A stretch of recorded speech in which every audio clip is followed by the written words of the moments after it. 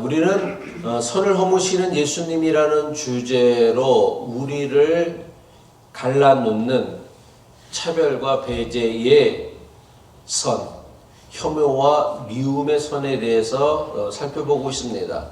지금까지 우리가 살펴본 것들은 국적, 민족, 인종, 성별, 그리고 정치와 이념의 선에 대해서 살펴보았습니다. 오늘은 선을 허무시는 예수님 시리즈 9번째 시간으로 아브라함과 이삭과 야곱의 하나님이라는 제목으로 말씀을 나누려고 합니다. 제가 오늘 여러분과 함께 살펴보려고 하는 것은 어쩌면 우리의 마음을 가장 힘들게 하고 아프게 하는 갈등이라고 생각을 합니다. 그것은 바로 부모와 자녀 세대 사이에 세워진 세대의 차이라는 선입니다. 세대의 장벽입니다.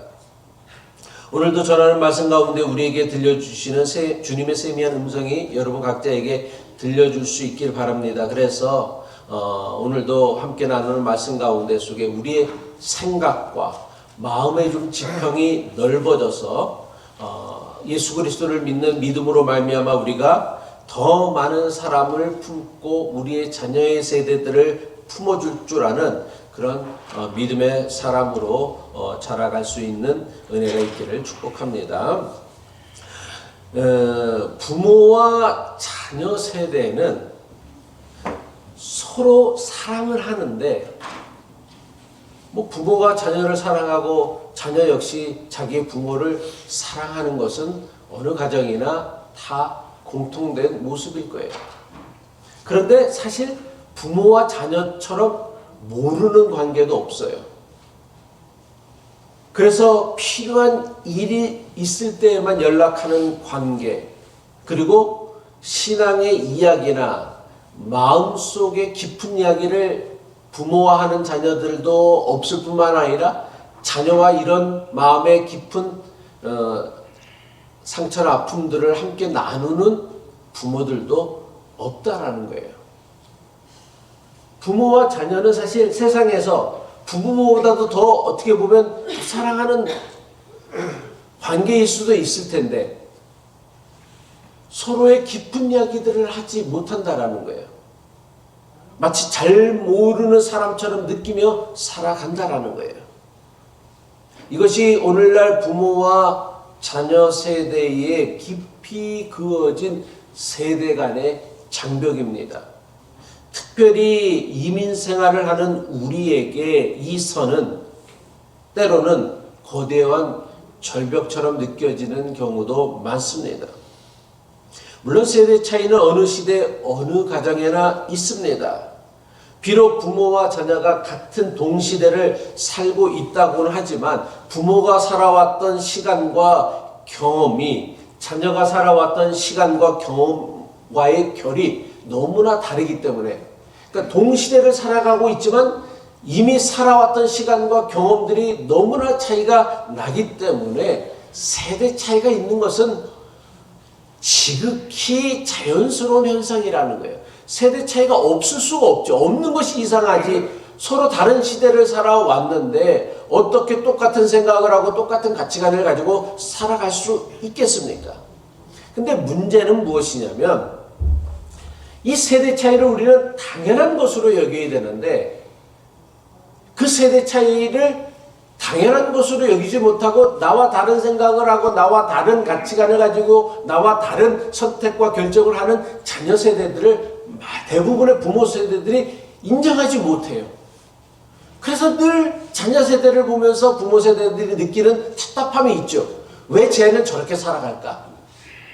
제가 저렇게 살아가는 데는 저렇게 살아가는 이유가 있을 텐데 부모는 자기가 살아왔던 그 시간과 경험의 결들만 갖고서 자녀들을 생각을 하니까 도저히 이해가 되지가 않는 거예요. 그래서 늘 자녀들을 바라보면 만족한 마음보다는 답답한 마음이 크다라는 것이죠.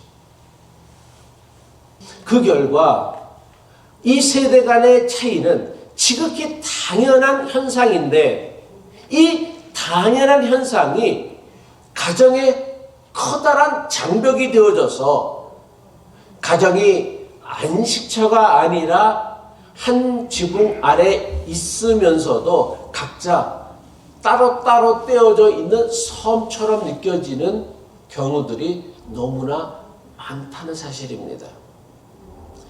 이민가정에서의 이 장벽은 한국 사회보다도 더 두껍습니다. 이민가정에서 느끼는 이 세대 간의 장벽에는 일반적인 세대 차이에다가 언어의 단절이 있죠. 문화의 단절이 있죠. 그리고 정체성의 단절이라는 문제가 겹쳐져서 한국에서 부모 세대와 자녀 세대들이 느끼는 세대 간의 장벽보다도 이민 세대들이 느끼는 장벽은 훨씬 더 크고 어마어마하다라는 거예요.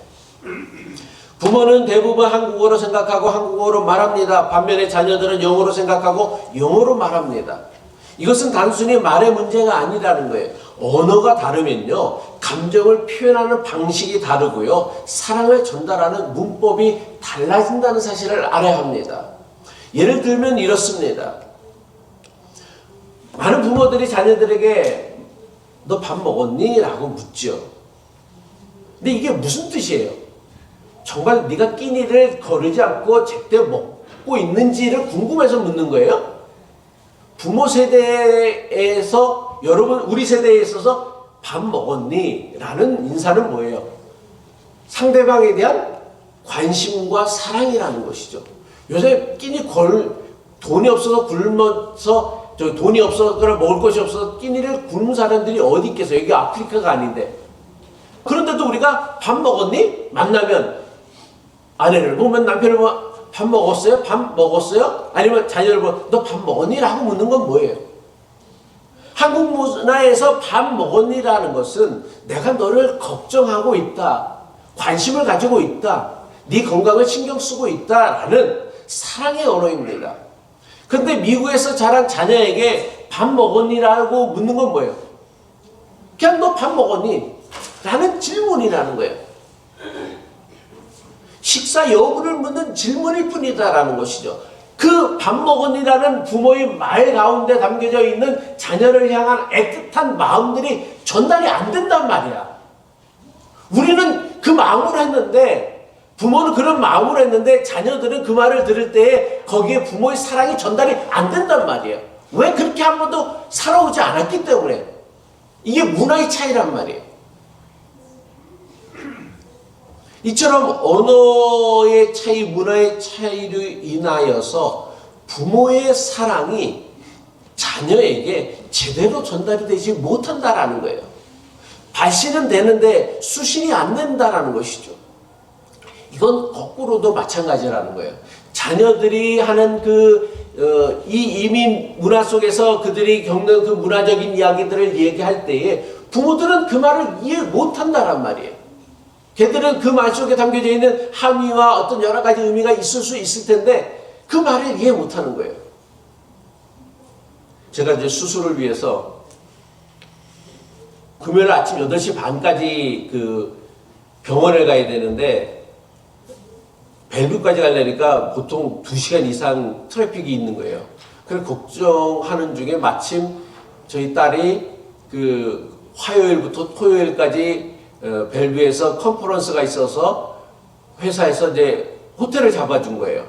그래서 마침 이건 하나님이 예비하신 거라고 집사람이 예인이한테 꼭 트윈 베드를 달라고 해갖고서 우리가 목요일날 전날 올라가자고 얘기를 한 거예요. 근데 올라가긴 잘한 것 같아. 그 다음날 금요일 아침에 눈이 많이 왔잖아요. 그래서 길도 막히고 비행기도 400 몇 편이 결항이 됐다고. 근데 이제 들어가서 이제 같이 누워서 자는데 예은이가 농담을 한마디 한 거예요. 아, 나는 편하게 살고 싶어갖고서 벨뷰까지 도망갔는데 엄마 아빠가 여기까지 따라왔네? 근데 엄마가 긁힌 거예요. 네, 긁혀갖고서 집에 가서 나중에 와서 나는 이게 속상해서 나는 넌 진짜로 엄마가 귀찮고 불편했니? 그러니까 예은이가 난 그 농담으로 재밌으라고 한 건데 왜 엄마는 그걸 그렇게 받으냐. 이게 뭐냐면 서로 생각하는 가치와 문화가 다르기 때문에 재밌자고 한 얘기들이 서로에게는 상처가 되어지는 그런 일들이 부모 세대와 자녀 세대, 이건 뭐 부모 세대, 자녀 세대뿐만 아니라 부부 간의 관계도 마찬가지라는 것이죠. 여기에다가 이민 세대의 자녀들이 겪는 외로운 싸움은 더 있습니다. 우리 자녀들은 집안에서는 한국인으로, 집 밖에서는 미국인으로 살아야 하는 이중 정체성의 혼란을 겪으며 자라왔습니다. 이것이 오늘 우리 시대가 맞이한 세대 장벽이라는 거예요. 부모님께는 한국적인 순종을 요구받고 학교에서는 서구적인 독립성을 요구받는 사이에서 자녀들은 어느 사이에도 끼지 못하고 온전히 속하지 못한 채 표류하는 일들이 너무나 많다라는 거예요. 서구의 문화는 독립, 부모로부터 독립해야 된다, 자율적인 인간이 되어야 된다라고 끊임없이 요구받는 반면 부모들은 집안에서 꼭 부모 세대의 부모에게 순종을 강요하고 요구하고 있다란 말이에요. 거기서 정체성이 혼란이 생긴다라는 거예요. 물론 이것은 누가 좋고 누가 옳고 그르고 누가 좋고 나쁘고의 문제가 아니라 우리가 처한 이민의 현실이 남긴 상처이고 아픔이다 할 수 있다는 것이죠. 실제로 오늘 우리 이민 세대의 가정을 보게 되어지면 대부분의 이민 1세대는 자신의 꿈을 접고 경력을 포기하고 자녀의 미래를 위하여 자신의 모든 것들을 바친 사람들입니다. 그래서 그 희생을, 부모의 희생을 자녀가 알아두지 않는다라고 느낄 때에 부모가 느끼는 그 상처, 서러움은 정말 큽니다. 그런데 그 희생이 자녀를 향한 무기가 되어질 때에 부모의 사랑은 뭐가 되어지냐면 폭력이 되어지고 빛이 되어진다라는 거예요. 내가 너 때문에 얼마나 희생했는데, 이 말은요 자녀들에게 뭐를 주는 거예요? 죄책감을 심어줍니다. 그래서 자녀는 부모의 사랑을 반드시 갚아야 하는 빛으로 느끼게 만든다라는 거예요. 그래서 자녀는 부모를 사랑으로 대하는 것이 아니라 의무로 대하게 되어지는 거예요. 아, 부모가 나를 위해서 이렇게 많이 희생을 했으니까 나는 이 사랑을 빚진 자야, 채무자야. 그래서 이 빚을 갚아야 돼. 그럼 그때부터 뭐예요? 부모를 뭐로 대하는 거예요? 내가 사랑해야 될 대상이 아닌 빚쟁이로 여기는 거란 말이에요. 아, 내가 빚을 또 갚아줘야 되는구나 라고 여긴다는 것이죠. 또한 부모가 미처 알지 못하는 자녀의 상처도 있습니다.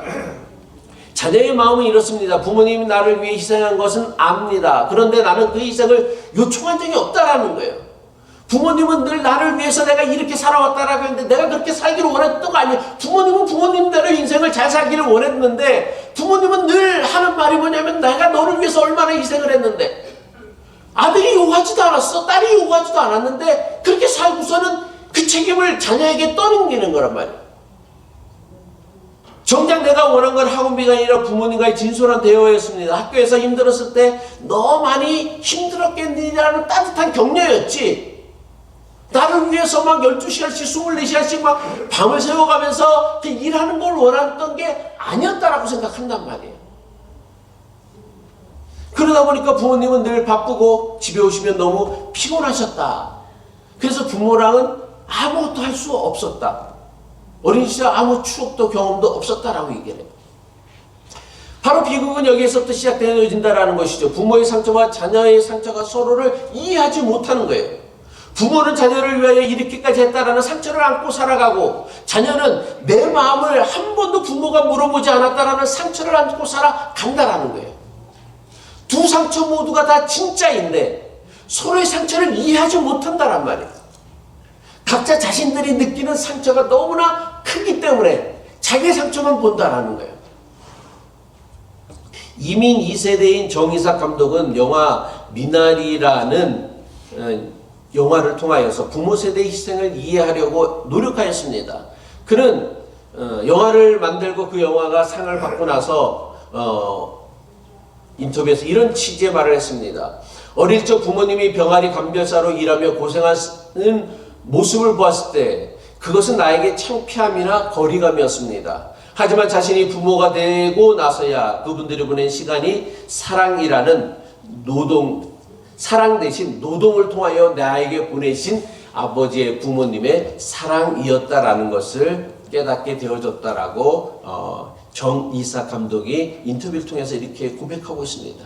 그러니까 지금은 그 부모의 사랑을 제대로 이해하지 못하는 것은 어떻게 보면 자녀들의 모습이 어찌 보면 당연할 수 있다는 거예요. 자기도 부모가 되어주고 나이가 들어보고 또 자기를 위하여 희생을 해보기 전까지는 그 부모가 나에게 보여준 것이 사랑이었는지 그것이 아니면 의무감이 책임이었는지를 제대로 알지 못한다라는 거예요.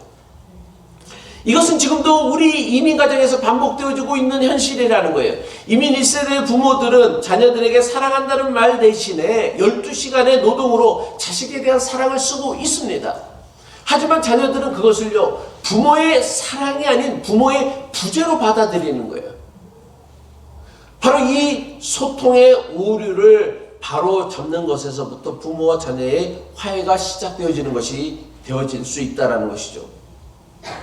모세가 호렙산 떨기나무 앞에 섰을 때에 하나님께서 모세에게 어떻게 자기 자신을 소개하시는지 아세요? 출애굽기 3장 6절의 말씀이죠. 나는 내 아버지의 하나님이니 아브라함의 하나님, 이삭의 하나님, 야곱의 하나님이니라 라고 말씀해요. 하나님은요, 아브라함의 하나님이라고만 하지 않으셨습니다. 이삭의 하나님이라고 또는 야곱의 하나님이라고도 하지 않으셨어요. 아브라함과 이삭과 야곱은 세 세대이죠.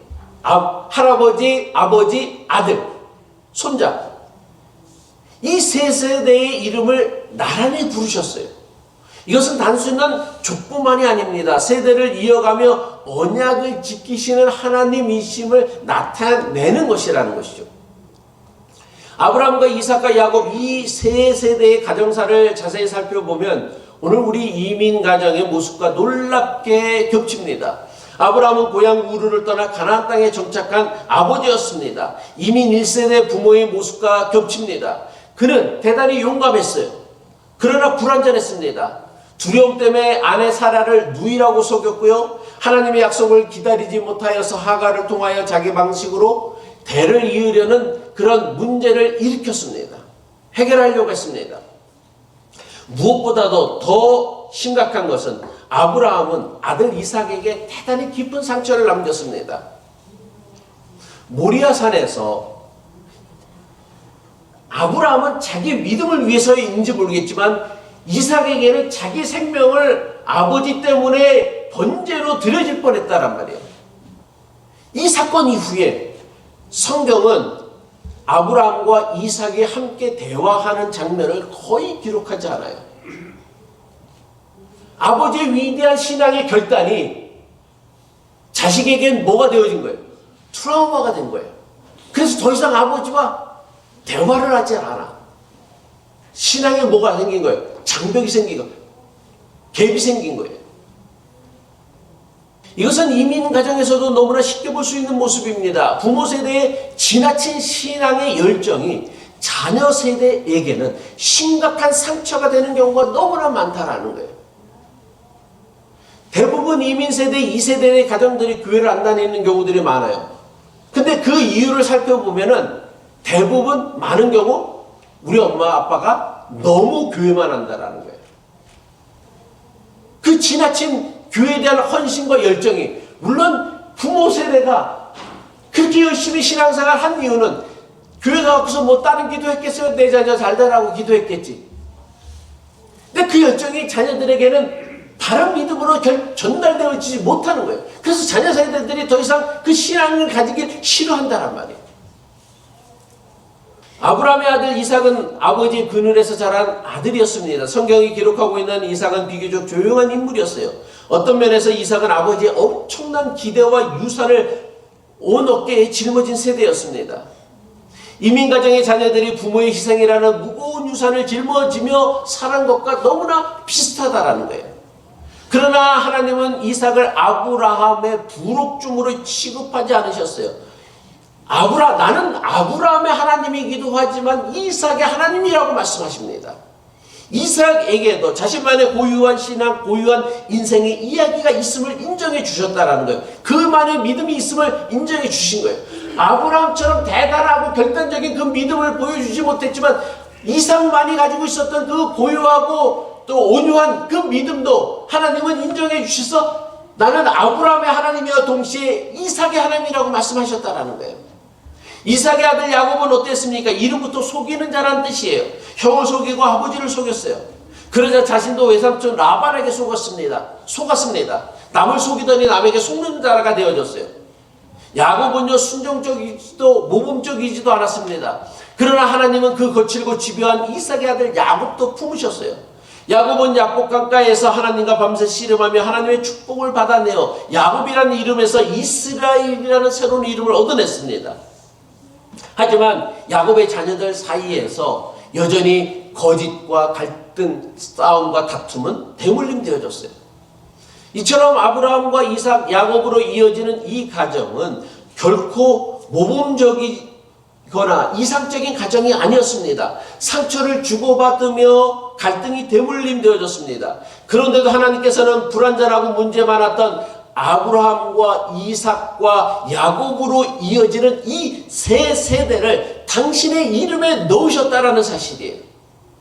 이것은요, 하나님께서 우리에게 원하시는 것은 완벽한 가정이 아니라 상처 속에서도, 갈등 속에서도, 세대 간의 그 단절 속에서도 세대를 이어가며 그 믿음의 유산을 지켜내기를 원하신다라는 하나님이심을 선언하는 매우 놀라운 사건이라는 것이죠.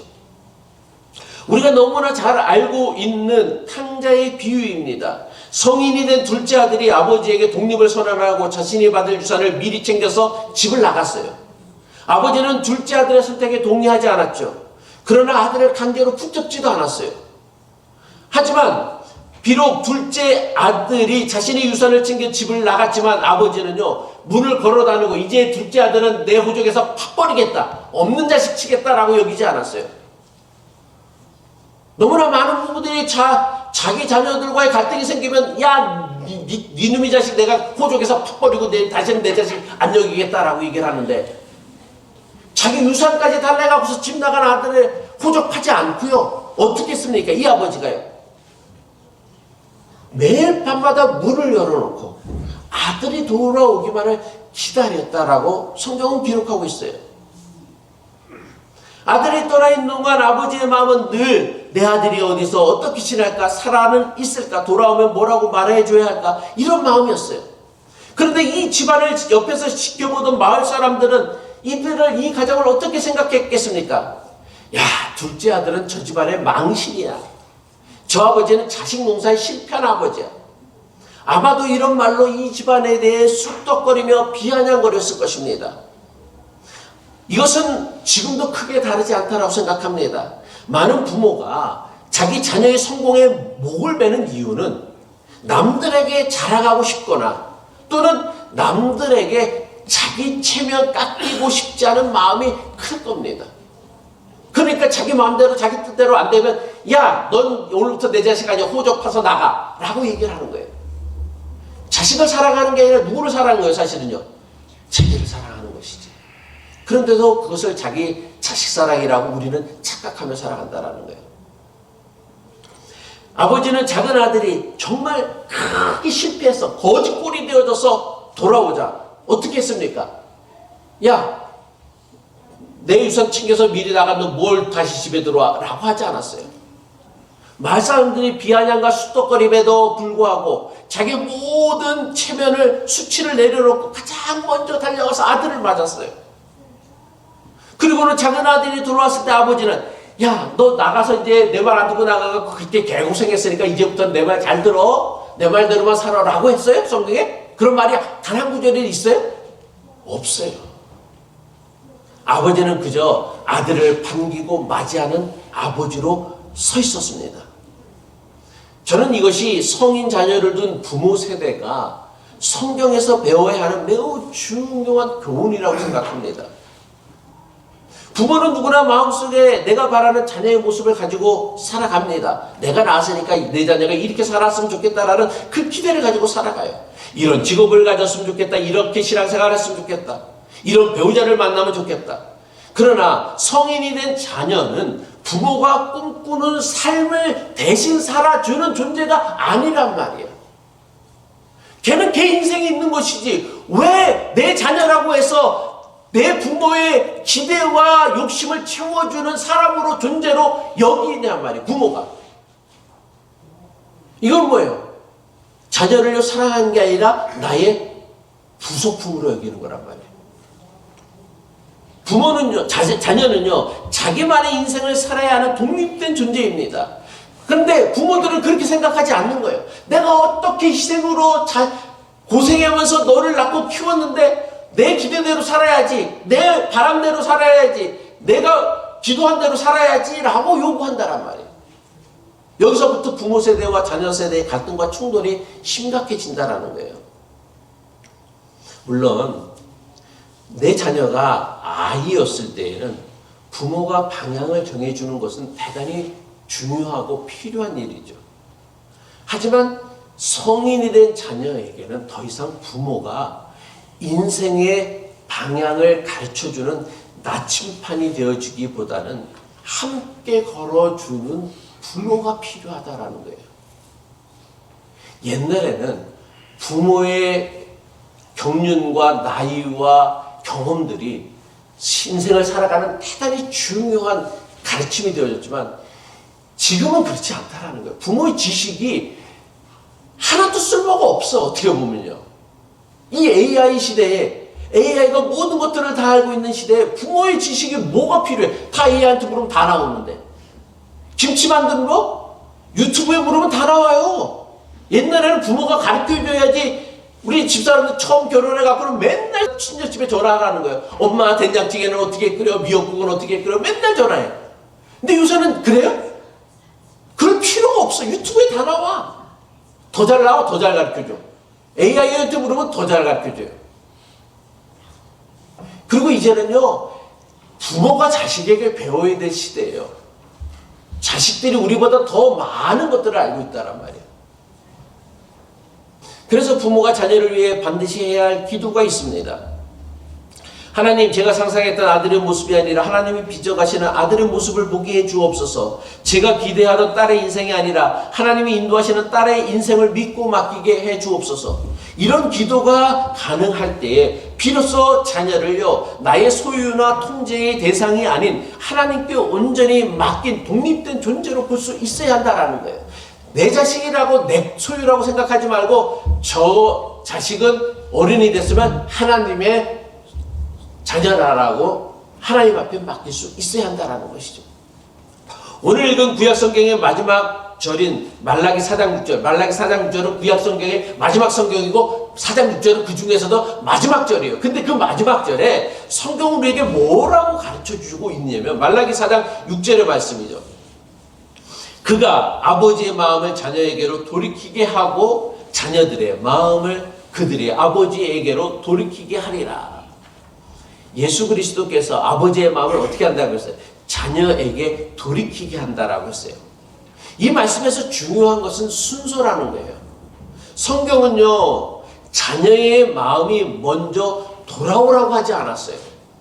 아버지의 마음이 먼저 자녀에게 향해야 한다라고 말씀합니다. 부모가 먼저 마음을 돌이키는 것, 생각을 돌이키는 것, 이게 바로 성경이 가르쳐주는 성경의 순서라는 거예요.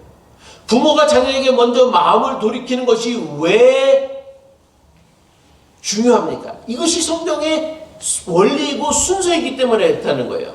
그리고 이것이 바로 하나님의 사랑을 가정에서 우리가 실천하는 길이 되어진다는 것이죠. 왜 부모가 먼저입니까? 부모가 더 잘못해서가 아니에요. 관계의 구조 때문이에요.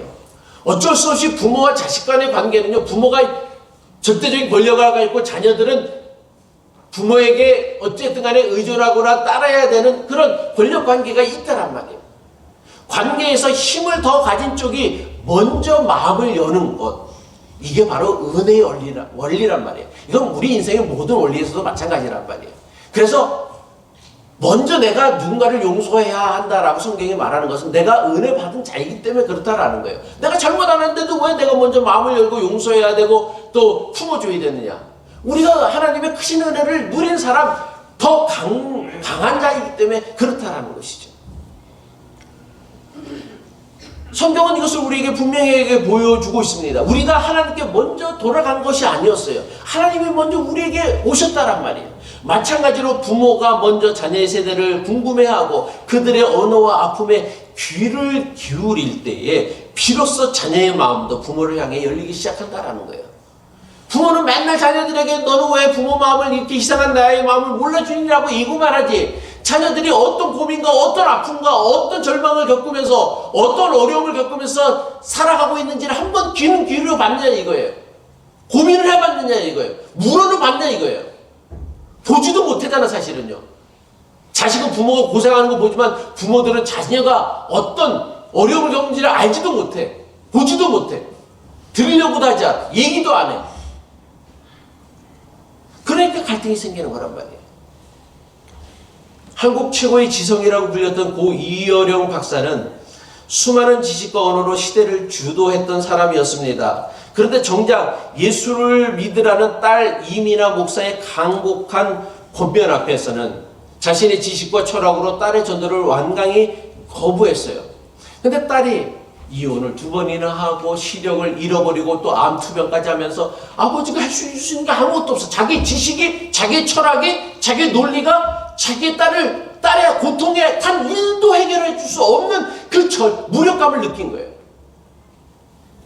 그래서 아버지는 딸이 겪어야 하는 그 무참한 고통 속에서 아무것도 할 수 없는 자신을 바라보면서 딸이 자기에게 아버지 예수를 그리스도로 영접하고 예수를 믿어야 됩니다라는 그 말에 무릎 꿇고 딸아 그동안 내가 너무 교만했구나 미안했다 내가 이제부터 예수를 믿겠다라고 고백하고 크리스천이 되어가고서 딸을 물론 먼저 보내고 자신도 죽었지만 크리스천으로 죽어갔단 말이에요.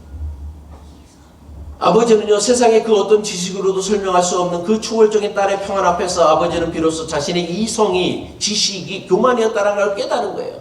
딸의 고통 앞에서 그토록 자랑하던 자기의 지식이 철학이 아무 소용이 없다라는 것을 뼈저리게 느낀 채 결국 그 자신의 그 지성의 자존심을 내려놓고 무릎을 꿇고 딸에게 사과하고 예수를 영접한 사람이 되어졌다는 거예요. 그 사건으로 인하여서 딸과 아버지 사이에 그어졌던 그 엄청난 장벽이 무너지고 화해하게 되어졌어요. 하나님은요 아브라함만의 하나님이 아닙니다. 이삭만의 또 야곱만의 하나님도 아닙니다.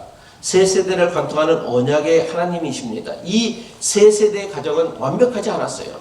아브라함은 아들 이삭에게 트라우마를 남겼고요. 이삭은 자녀 에서를 편애했습니다. 야곱의 가정에서는 형제들이 서로 죽이려 했습니다. 어떤 기준으로 봐도 모범 가정이라고 할 수 없었어요. 오늘 우리 이민 가정도 마찬가지입니다. 완벽한 가정은 하나도 없습니다. 서로를 이해하는 완벽한 부모와 자녀의 관계도 없습니다. 그래도 괜찮다라는 거예요. 하나님은 우리에게 완벽한 가정을 요구하지 아니하십니다. 하나님이 원하시는 것은 불완전한 우리가 서로의 마음을 돌이키는 거란 말이에요.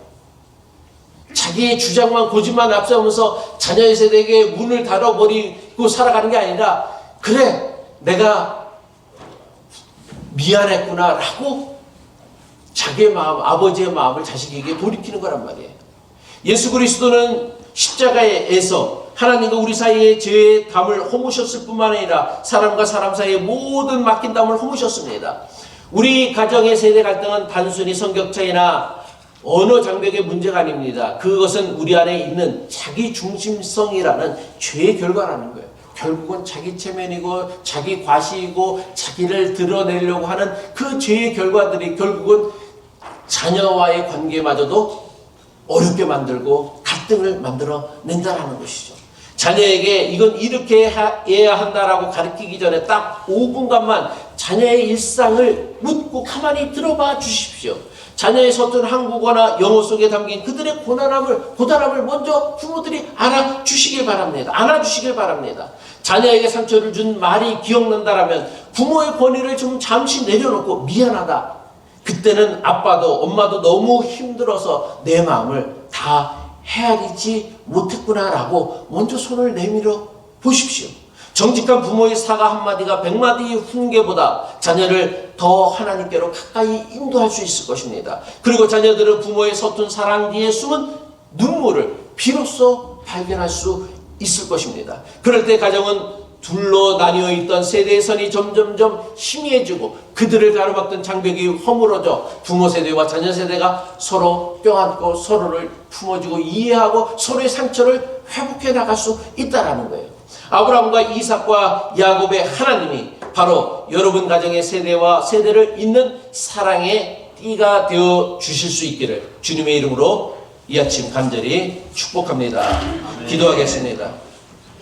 아브라함과 이삭과 야곱의 하나님, 세대를 이어가시는 언약의 하나님, 오늘 우리 가정을 갈라놓고 있는 세대의 장벽을 허물어 주옵소서. 부모에게는 먼저 마음을 돌이키는 용기를 주시고 자녀에게는 부모의 서툰 사랑을 이해하는 마음도 허락하여 주옵소서. 우리가 서로에게 완벽함을 요구하는 대신 불완전한 사랑 안에서 하나님의 크신 은혜를 발견하게 하옵소서. 아브라함의 가정도 이삭의 가정도 야곱의 가정도 완벽하지 않았지만 주님은 그 가정을 통하여 구원의 역사를 이루셨습니다.